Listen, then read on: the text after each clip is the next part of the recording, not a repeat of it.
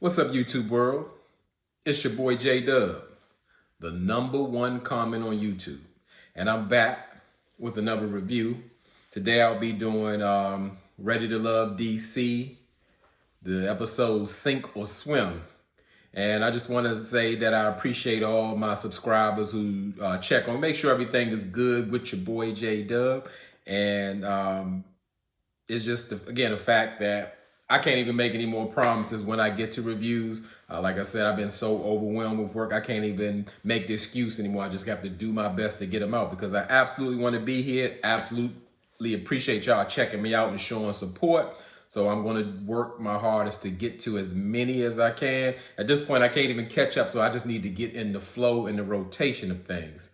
So as my fellow subscribers know, what we do in here, the model of this channel is to say what we say.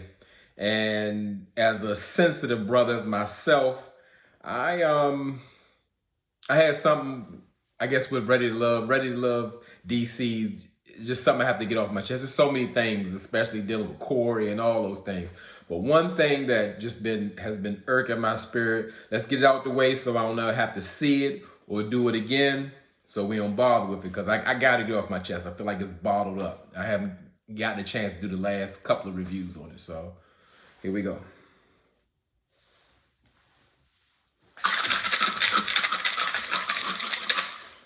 Now we got that out the way. Shout out to Frank with that crazy mixed drink kind of situation. When I saw that, I mean, I was ready. I was like, he need to go right now. If he gonna get up here and do that, hit you with the smile, hit you with the shake and shimmy with it, he need to be gone. He's not ready to love. So we're gonna go right to the episode. We start out in the ladies' lounge, and Tommy let the ladies know that, you know, he's setting up a sexy pool party for them, and the ladies are very excited. They want to see all the men with their shirt off. And let me interrupt myself for a footnote just to let you know, because I'm the #1 commenter. Nephew Tommy sent me a chair from the gentleman's lounge. I'm gonna show it to you. Same chair and everything. Now I got corny like Corey on that one. I just had to do that or show that because I was like, wow, like they got my chair. You know, I don't have a whole set of them. I just got one of them because it spoke to me. But yeah, I thought that was something. Is it a DC thing? Probably not, but just a coincidence. So we're gonna go get back into it.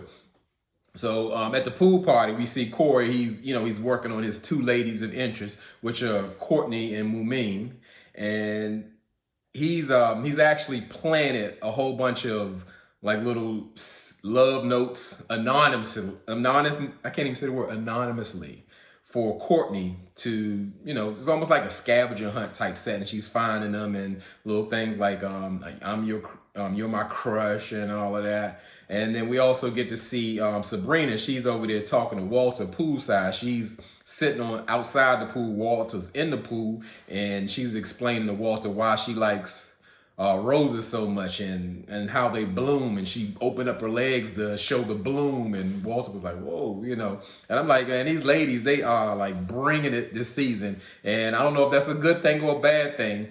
You know, we know yeah, they here to Ready to Love and they here to get their men, but they really kind of lead with that sexual energy.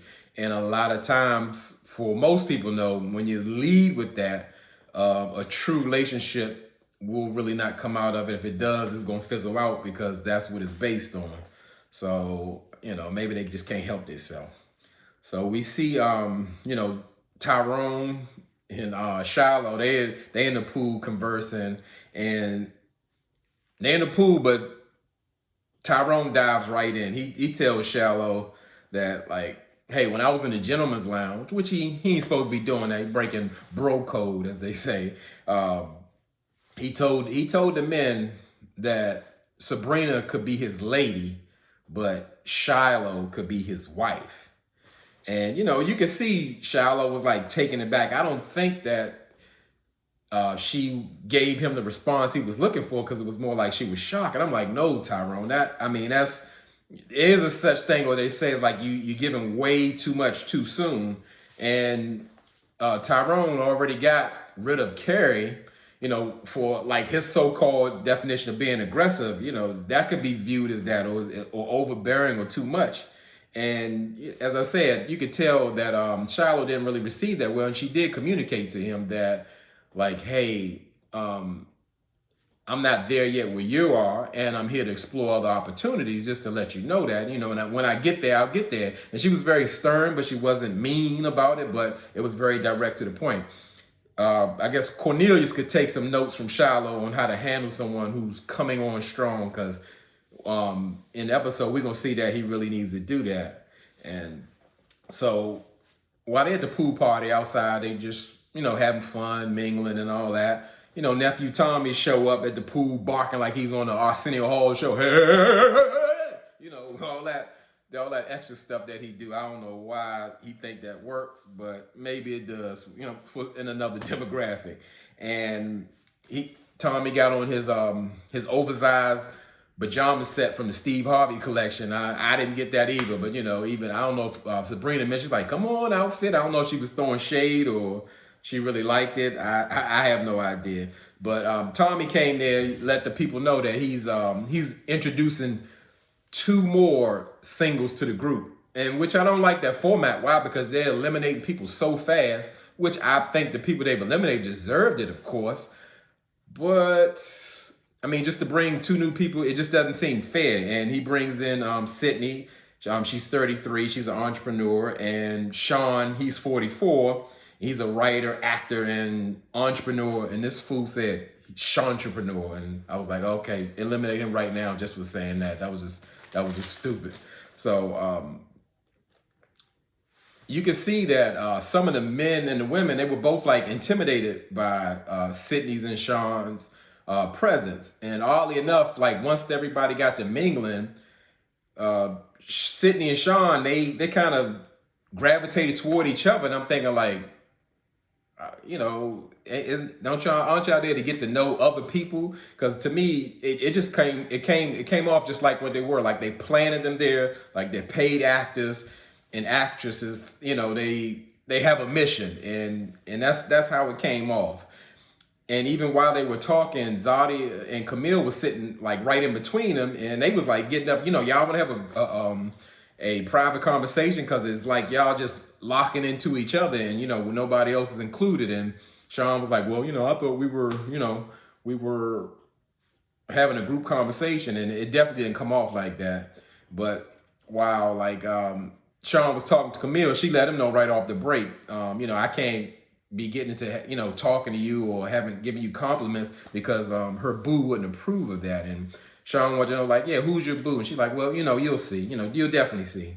So so finally, they get the newcomers, Sydney and Sean, get them mingling with other people, and we see Sydney actually knows Frank. She's familiar with him through the nightlife scene, and this is really possible. I can really believe that, as I tell people, as being a native Tonian, a native Washingtonian, familiar with the DMV area. It is a very, very small place. It's supposed to be the nation's capital, big city, but we have a small section where we all move, work, live, play, and all of that. And pretty much you're familiar with everyone, or you're linked to someone who knows someone who knows someone. It is a very small place. And I'm not surprised that happened. So we leave them, and we see Tyrone. He's professing his love for Shiloh to Sabrina, and I'm like, Ty, he going way left, and I'm like, Tyrone, you don't know that this is elimination week? The ladies have the power, and you're telling one of the ladies who is so interested in you that you're just going to focus on Shiloh, and that's it, and it doesn't matter if it works or not. And he was like I said, he had already sent Carrie home, and now he's straight shutting Sabrina down.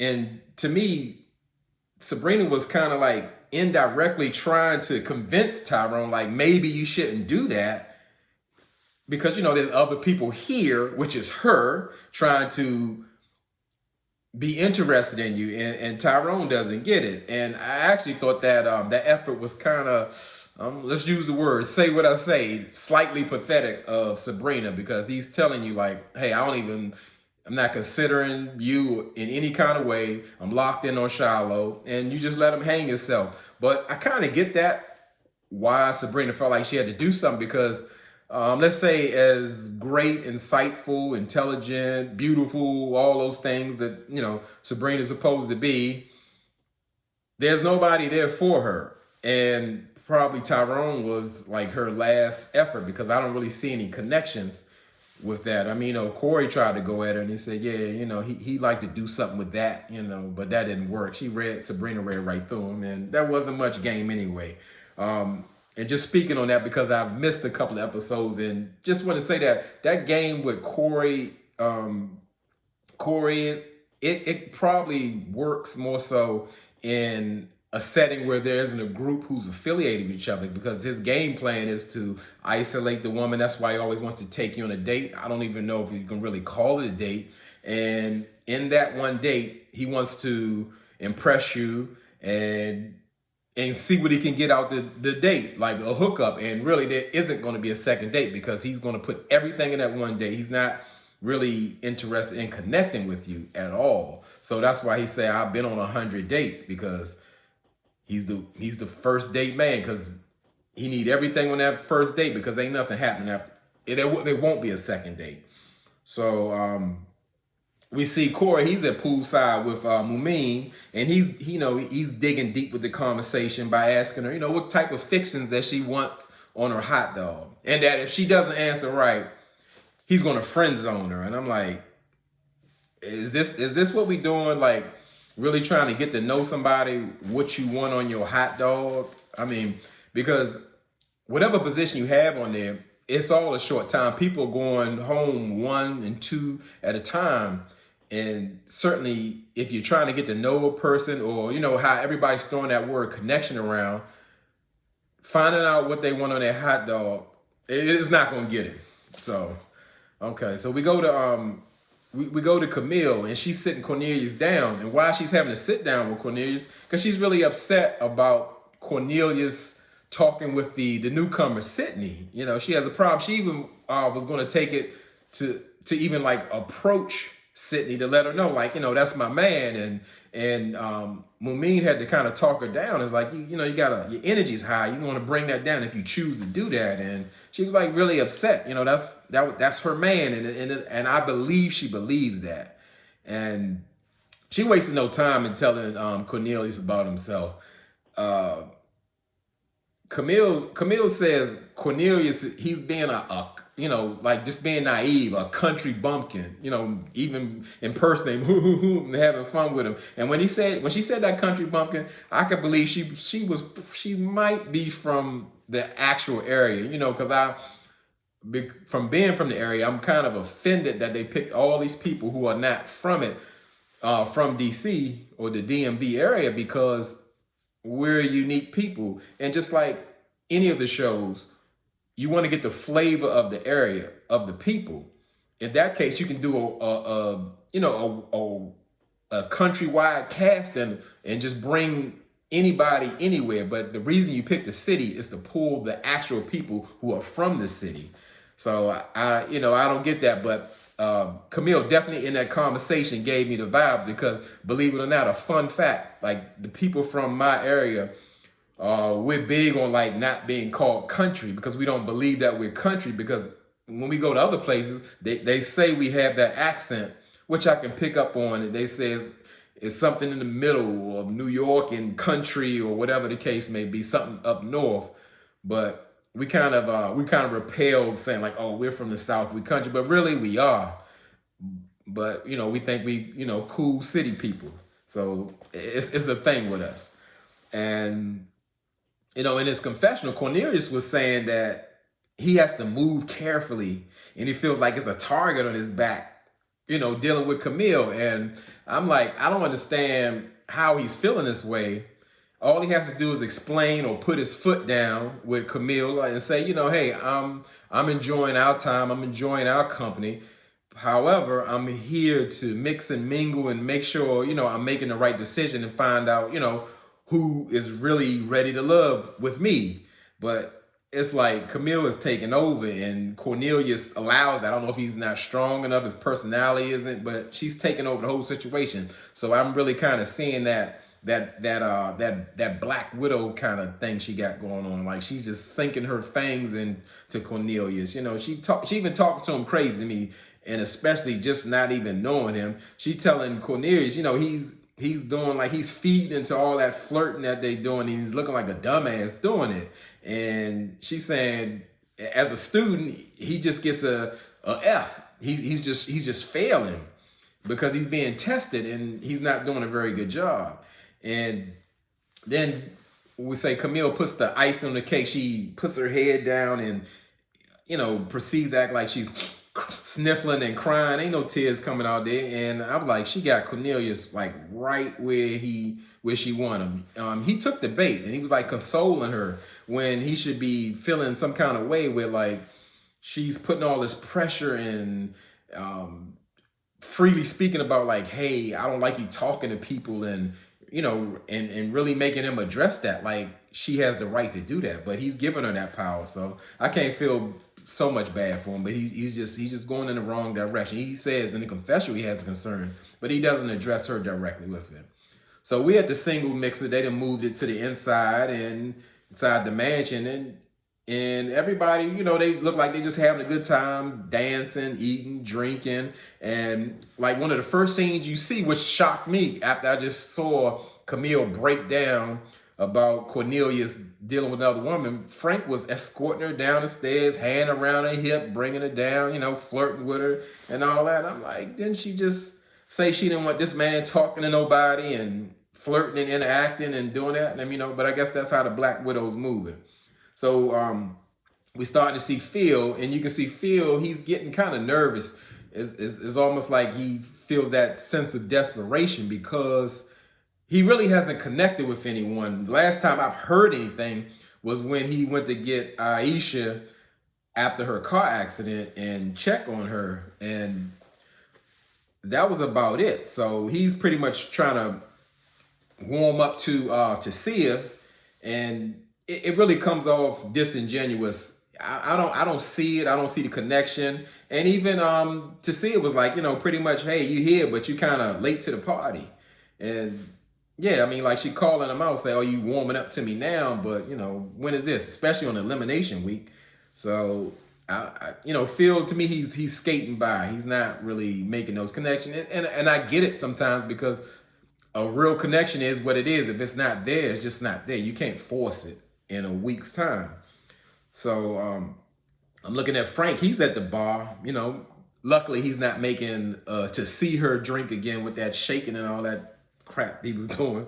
And he's kind of siding Aisha because Aisha is like having a conversation with the new guy Sean, and he in his confession he was just saying like he's feeling some kind of ways, almost sound like, how the ladies say, I need to know, where we stand or where we at. Like, this is a show where you're supposed to mingle with multiple people to find out who's the best match. And he's putting in like, he's questioning like, is Aisha playing the game, or is she just trying to, or is she really have a connection with him? And I'm just shaking my head, just looking at that. And Aisha seems to be into Sean. You can see that she's attracted to him because she states that Sean is 44 and she's always been attracted to older men. And to me, Sean just comes off just like what he is, a journalist, a actor. His questions, it just doesn't seem genuine. It doesn't seem real. And just in that conversation, the way Aisha was acting, I was like really surprised. I'm really not a fan of that blonde wig kind of type thing, kind of throw me off. But to me, she comes off as the most like genuine lady, one of the most genuine ladies. And I'm not gonna say the most genuine ladies in the crowd, because she's free to express herself. She of course shares her story. She's vulnerable. She has good insight, and I can appreciate that about her. And so interviewer Sean goes into, he asks Aisha how old is she? She says she's 38 and asks her where she's from. And she says the Bronx. He's like, oh, word? I mean, I like this dude is so corny, but that little stuff also rubs me the wrong way because I have a problem with the show again because they got people from Chicago, Atlanta, Philly, all that kind of stuff. Like I said, I want to see my people from there. You don't get these chances again. They ain't gonna have another Ready to Love the DC. So I'm a little disappointed by that. And Sean, he said, I really noticed how Aisha lights up when she talks about like she was a wife and she was a mother. And Aisha lets him know, like, that's where her love, that's where her pride is in her children. And she enjoys being a mother and she's into being monogamous, something, being in an exclusive relationship. So we go to Corey, and he reveals to his other woman, Courtney, that he's the one who's been leaving the love notes for her around the party, and she was feeling that, and I was really surprised that Courtney was kind of taking on to Corey, because initially when they did their roller skating date, she was just saying like a guy like Corey she's not really into. She's like a guy that's kind of laid back and quiet, and that's the exact opposite of Corey. And I guess I would kind of say that's why Corey operates in what he does. He looks, I'm gonna say, for younger women to run that game on, because why, I don't know, I can't speak about how it is in other areas because this is my home, or what I observe and what I've been around so much. But that's how it is in this day and age, that men and women have adapted like a new disconnected dating situation where they hit the Corey move. Corey will walk up to you and say, yeah, well, hey, put your number in my phone and give me your number. And then they're looking at text to hook up. It's really not a date. The women are disconnected too because they don't expect much from a man, and they're not getting much, they're not demanding much, they're not requiring much. And that's just how the cycle goes. So people are going on their first dates, or just to maybe eat or just hook up, and on to the next one. And it seems to be working on what? Courtney is 30 years old.